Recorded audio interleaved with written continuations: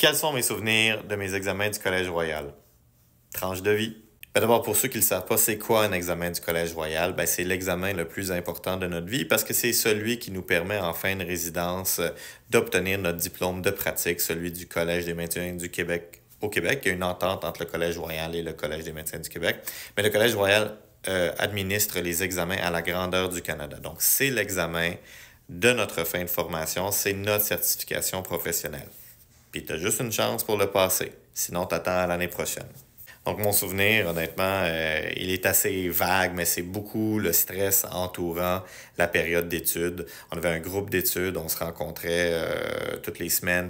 Et je me rappelle le sentiment de jamais avoir étudié assez. Là, tu te disais, je peux pas sortir, je peux pas aller au resto, je peux pas voir des amis, parce que si je me bloque cette soirée d'études-là, puis que je la passe pas, puis que je cours mon examen, je vais tellement me sentir coupable. Et je pense qu'il y a ça dans beaucoup d'autres professions, mais du moins, c'est ce sentiment de culpabilité que je me rappelle beaucoup. Concernant la journée de l'examen en tant que tel, il était divisé en deux en médecine interne. Il y a l'examen écrit, et ça, je me rappelle que c'est dans une salle d'hôtel là, sur René-Lévesque, au centre-ville de Montréal. Puis on était tous là, puis on se demandait, mais qu'est-ce qu'on fait là? Ça n'a pas de rapport avec une université ou la médecine. Mais c'est un hôtel. Puis on a fait notre examen, puis je me rappelle ensuite sortir dans le corridor à la fin de l'examen, puis poser des questions avec les collègues, puis te dire, toi, qu'est-ce que t'as répondu? Toi, qu'est-ce que t'as répondu? Je me dis, mon Dieu, j'ai tout manqué.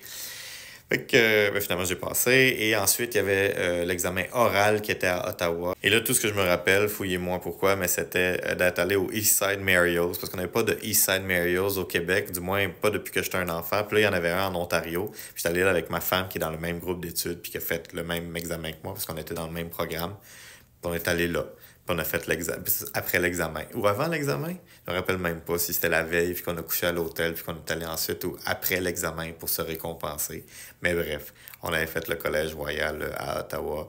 Et puis ensuite, la même chose en soins intensifs, mais il y avait juste une partie écrite. Puis ça avait bien été, parce que là, c'était rendu mon domaine. Fait que, en résumé, mon souvenir du Collège Royal, c'était beaucoup d'anxiété, la culpabilité de savoir si on allait passer ou pas passer, puis de pas avoir assez étudié.